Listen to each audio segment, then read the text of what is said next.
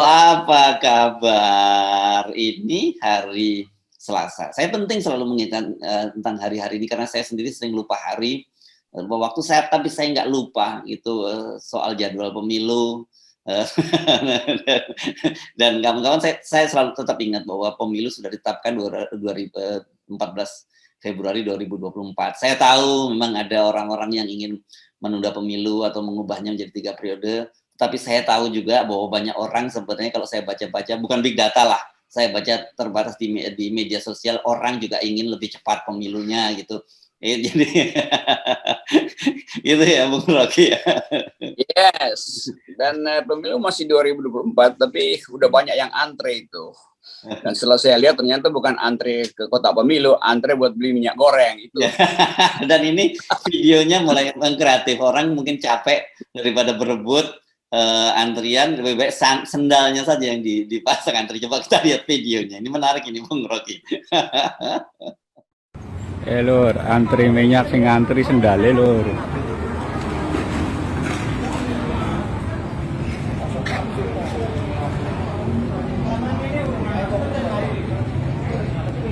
Sing antri sendale.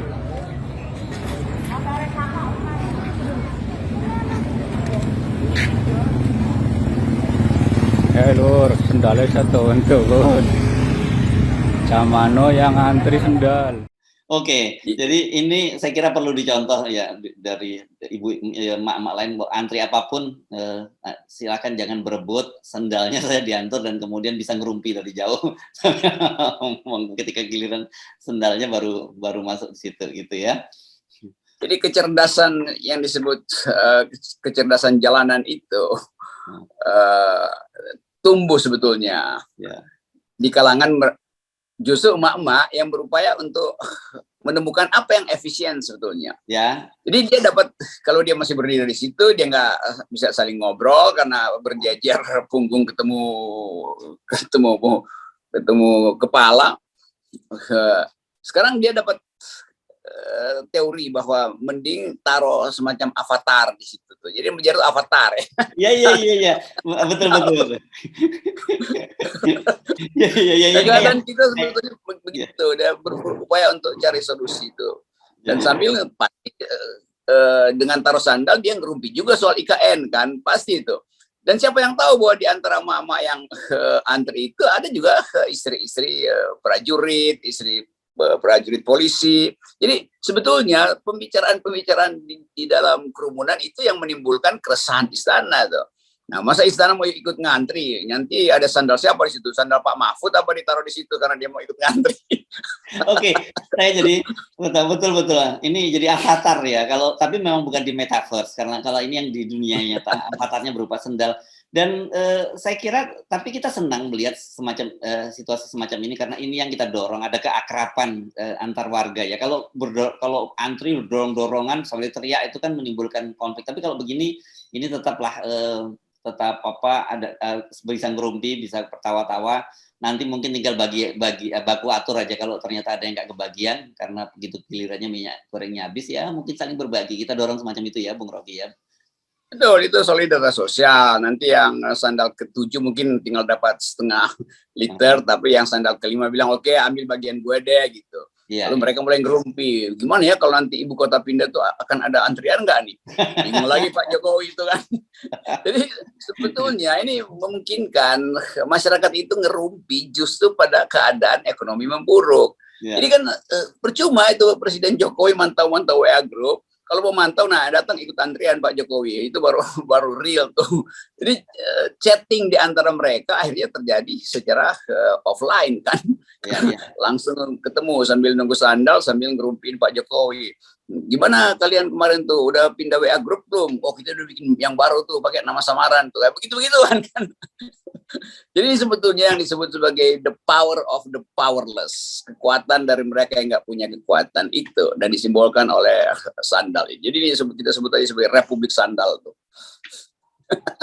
Oke, dan tapi kita ingatkan bahwa kita walaupun kita tertawa-tawa, tapi sebenarnya realitas kehidupan memang semakin berat karena sudah seperti sudah kita prediksi harga BBM dipastikan akan naik, terus kemudian tarif listrik juga sebagai konsumsi harga BBM juga akan naik karena memang ada wilayah-wilayah isolated area. Tapi ini sudah kita duga ini dalam beberapa waktu yang akan datang. Tapi tetap saja kita harus jaga semangat, jaga solidaritas di antara warga, jangan mau diadu domba sehingga terjadi konflik horizontal. Persoalan kita bukan dengan sesama anak bangsa, persoalan kita dengan pemerintah saat ini. Ya, saya dengar juga bukan harga BBM, gas, LPG atau listrik, harga cendol juga naik tuh. Karena iya. Harga cendol. Oh, ini karena cendol ini saya kemarin jadi baca lagi nih ada beritanya di Tempo. Kemarin waktu kita kan ribut soal tukang cendol yang mendukung 3 periode. Ternyata kemudian diketahui bahwa dia dibayar oleh orang yang tak dikenal gitu, katanya 200.000. Tapi yang menarik kata dia ini kenapa lancar karena udah terbiasa, dia sering sekali menghadapi modus-modus semacam ini ya. Itu tukang cendol udah bikin antisipasi. Kalau ada yang berhenti, mending puji-puji Jokowi, nanti dapat 200.000 tuh. Nanti tukang cendol juga berjajar di situ tuh. Bagian gue aja nih, saya lebih vokal mengucapkannya tuh. Jadi terjadi kepalsuan. Itu yang sebetulnya mesti dipelajari oleh lembaga-lembaga survei itu. Jadi para surveyor sebetulnya juga ditipu oleh respondennya kan, asal ngoceh aja dia. Tukang cendol itu benar ya, karena saya dengar ya saya asal nyebut aja tuh 3 periode oke itu supaya 200.000 dapat kan, kira-kira begitu. Jadi algoritma kultural juga udah jalan. Jadi di mana-mana nanti juga orang nanti kalau lihat wah ada pasang spanduk itu, siapa yang pasang itu, ya itu bukan relawannya, bisa aja orang biasa pasang supaya relawan bayar dia kan. Jadi serangan Fajar udah mulai juga. Ada itu karena kesulitan ekonomi, maka semua orang bisa jadi makhluk ekonomi juga, yaitu cari keuntungan walaupun itu tidak jujur dari hatinya. Tapi itu realitasnya. Jadi istana sebetulnya mengajarkan orang untuk berbohong dengan mengandalkan surveyor dan vlog-vlog beginian. Ya, 200.000 itu kalau di Jawa, setahu saya kalau di Jakarta tuh cendol satu gelas itu 10-an ribu. Kalau di Jawa itu 5.000-an gitu. Bahkan saya pernah dengan anak saya, kita kaget-kaget karena pernah berhenti di Banjarnegara makan cendol, kan terkenal sekali ya di Banjarnegara itu cendol dawet durian itu murah banget gitu, sekitar harganya hanya 5.000-an. Ini kan kita bikin terkejut. Jadi kalau 200.000 dia hari itu tidaknya kan sudah 40 gelas yang dia dapat dan di luar itu kelihatan juga sekarang udah mulai kan masif lagi kampanye salam 3 jari itu, melibatkan emak-emak, tukang becak, tukang apa. Saya kira nggak apa-apalah, mereka pasti dapat rezeki di situ. Tapi kita mengingatkan bahwa kampanye yang masif ini tidak mencerminkan dukungan real dari masyarakat, karena realitasnya memang hidup rakyat makin susah. Ya, itu poin saya tuh. Dan jadi orang berpikir bahwa tukang cendol dibohongi sama tukang survei. Padahal sebaliknya, tukang survei yang dibohongi tukang cendol. Karena jawaban yang seolah-olah mendukung padahal enggak tuh. Jadi ini keadaan yang biasa disebut sebagai obscurance, sesuatu yang kabur, yang akhirnya mau coba ditafsirkan oleh istana tuh. Istana tiba-tiba tafsirkan bahwa semua tukang cendol itu pro Jokowi itu. Padahal setiap tukang cendol menunggu duit supaya dia bisa mengucapkan pro Jokowi. Jadi tetap ini politik uang juga tuh yang dimanfaatkan oleh rakyat kecil yang berupaya untuk bertahan di dalam subsistensi ekonominya tuh. Jadi ini sebetulnya wilayah pertahanan publik supaya ekonomi nggak terganggu, ya dia bohong-bohongin aja, dan itu sinyal yang ditangkap oleh istana tuh. Jadi istana dapat sinyal palsu dari tukang cendol, tukang ikan segala macam, seolah-olah pro, padahal sebetulnya itu cuma mau tukar tambah ya uang-uang kecil yang mereka perlukan untuk biaya hidup sehari-hari. Oke, nah sekarang berkaitan dengan penundaan pemilu, walaupun penundaan pemilu ini opsinya kelihatannya sudah game over, kalau itu bahasanya Surya Paloh, dia menyebutnya sudah game over. Sekarang memang ada gerakan-gerakan untuk kembali mendukung 3 periode, dan itu kita balihonya sangat masif, itu baliho dan spanduk itu masif di seluruh wilayah Indonesia. Tapi kita perlu simak juga ini penjelasan dari Pak Mahfud MD. Ini kan kemarin kan kita minta agar kita desak selain Pak Jokowi, Pak Mahfud MD untuk memberikan penjelasan. Pak Jokowi sudah menyatakan bahwa tunduk, taat dan patuh pada konstitusi, tetapi tidak bisa melarang orang yang menggunakan wacana itu. Nah, yang menarik ini sekarang penjelasan akhirnya Pak Mahfud juga mengaku bahwa didesak oleh berbagai kalangan untuk memberikan penjelasan. Dia memberikan penjelasan bahwa soal itu sama sekali tidak pernah dibahas dalam kabinet. Justru yang terjadi adalah Presiden Jokowi itu 2 kali itu memerintahkan Pak Mahfud, Menko Polhukam, Menteri Dalam Negeri dan Kepala BIN untuk memastikan agar pemilu 2024 itu terlaksana dengan aman, lancar dan efisien gitu, dan juga pelantikan pejabat-pejabat yang terpilih bisa cepat ini. Ya, tapi padahal kan kita lihat bahwa investigasi media menunjukkan bahwa ini permainan di istana gitu. Saya jadi bertanya-tanya di mana peran Pak Mahfud sebagai Menko Polhukam? Bukankah lembaga-lembaga intelijen ini dan juga pelaksanaan pemilu ini harusnya dikendalikan oleh Pak Mahfud? Ya, mungkin waktu isu ini muncul Pak Mahfud lagi antri itu di depan kios minyak goreng. Jadi ajaib, Mahfud MD tidak mengerti apa yang disuarakan oleh publik melalui Tempo terutama yang covernya itu udah habis-habisan menghajar istana. Jadi terlihat makin tersingkirlah kawan satu ini kan. Dia nggak punya akses lagi untuk tahu apa yang terjadi di publik tuh. Jadi bahkan Pak Mahfud menjadi objek dari intelijen. Kan sebetulnya begitu kan. Bukan dia yang kuasai intelijen. Jadi Mahfud MD itu sekedar dijadikan speaker aja oleh Presiden, oleh Jokowi supaya tampil seolah-olah ada fungsinya itu. Padahal kalau dia punya fungsi, dia bisa olah apa yang diucapkan oleh majalah Tempo, apa yang beredar di media massa, segala macam. Itu yang dia mesti dia ulas. Bukan dia memberitakan hal yang normatif. Ya kita udah rapatkan supaya pemilu nanti berjalan. Ya iya pasti berjalan lancar ya, udah diagendakan, kok apa sulitnya tuh. Tunggu aja nanti 3 hari sebelum pemilu, jadi kira-kira tanggal 12 Februari 2024, baru Pak Mahfud ngomong bahwa kita ingin. Jadi ngapain mengulang-ulang sesuatu yang masih 2024, sementara orang berpikir pemilu itu sebaiknya dipercepat. Kan begitu. Nah mestinya orang semacam Mahfud MD yang punya kapasitas sudah berkali-kali ada di kabinet itu mengerti isu ini, lalu itu yang dia olah dan olah aja secara satiris kan. Oh ya saya tahu bahwa ada gerakan-gerakan di akar bawah, pers sekarang makin kritis. Itu sebetulnya yang mesti diucapkan supaya timbul pembicaraan di publik. Kalau ini orang anggap ya Mahfud ngomong apa lu itu, lu juga nggak bisa ambil keputusan. Jadi nguping-nguping doang hasil istana lalu datang ke depan mic. Nanti begitu dia selesai ada wartawan satu angkat tangan, Pak Mahfud saya mau bertanya, enggak, dia langsung kabur masuk ruangannya. Itu yang saya sayangkan dari sahabat berpikir saya, saudara Mahfud MD.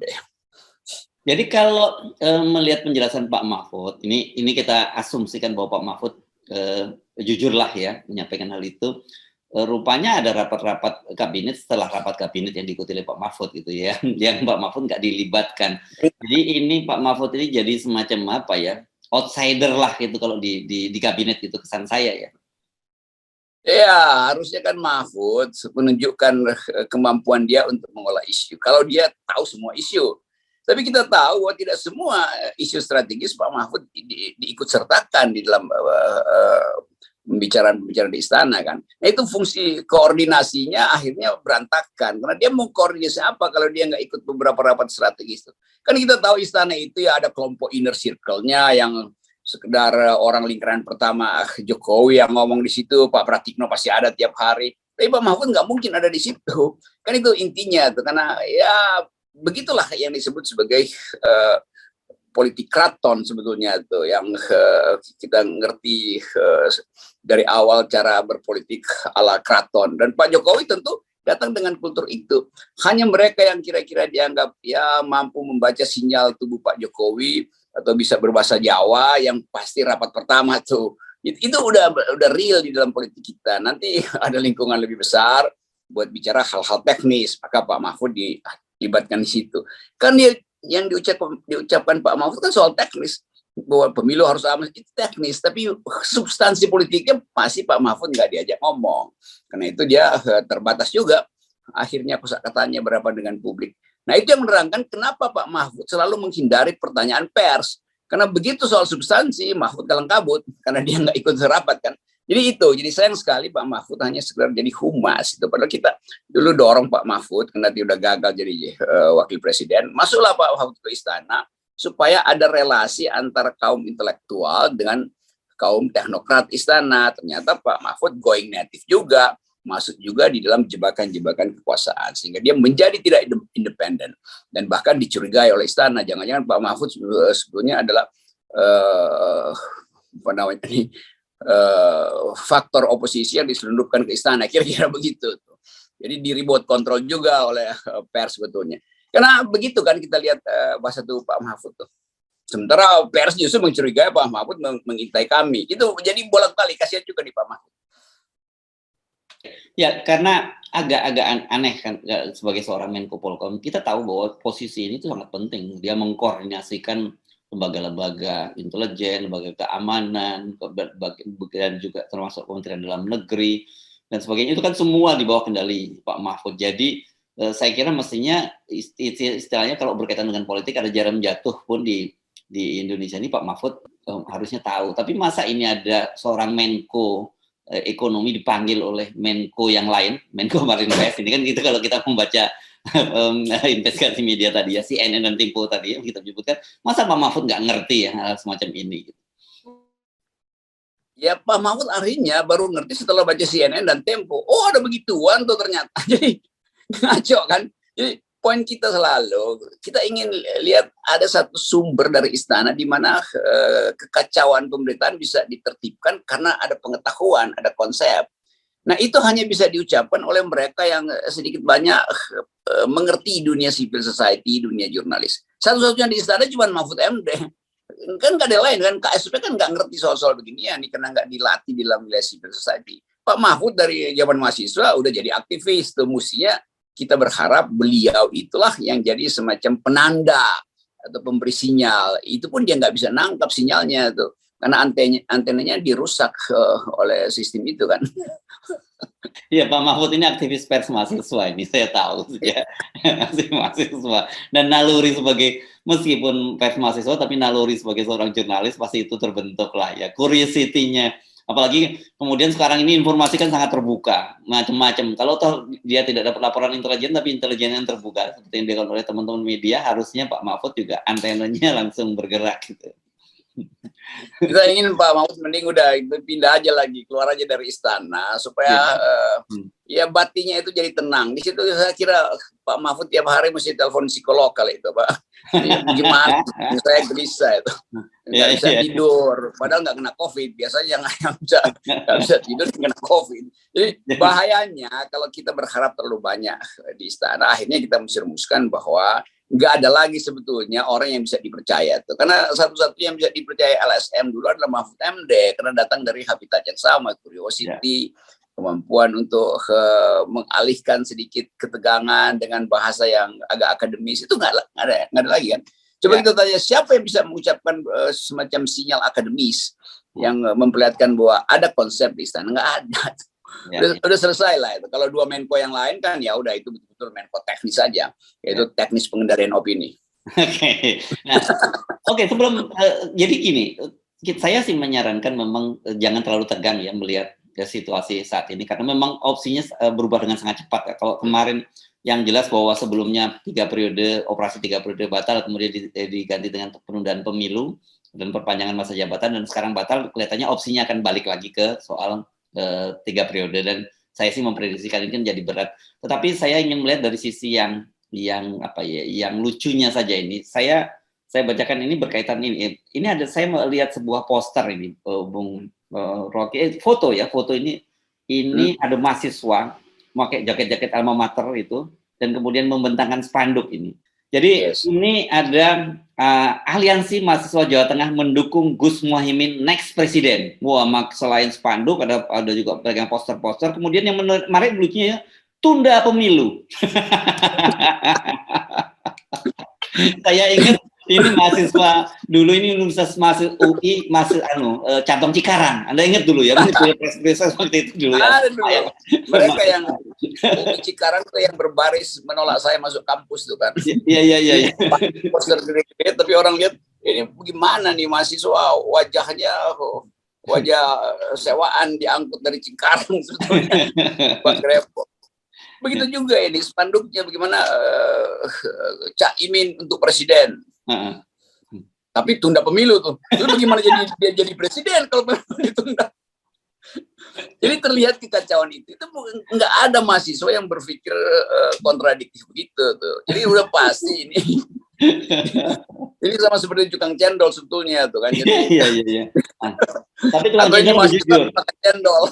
Tukang cendol lebih jujur. Dia tukang cendol, propertinya juga memang tukang cendol walaupun kita lihat propertinya baru. Kalau ini dia propertinya pakai jaket mahasiswa, tampangnya muda, tapi masa minta jadi mau dorong jadi presiden tapi tunda pemilu. Iya udah kita kasih tahu Cak Imin supaya orang-orang di bawahnya itu coba pilih yang bener lah atau bikinin aja spanduknya supaya jangan kacau begitu. Nanti dia sendiri ketawa Cak Imin, bagaimana aku mau jadi presiden disuruh tunda pemilu. Oke, saya kira kekonyolan semacam ini tidak akan terjadi kalau aturan pemilunya kita benahi semuanya, dan salah satunya caranya adalah dengan memperjuangkan 0% ya, Bung Rocky. Ya, hanya dengan itu kita bisa tertibkan cara berpikir demokrasi kita. Mantap.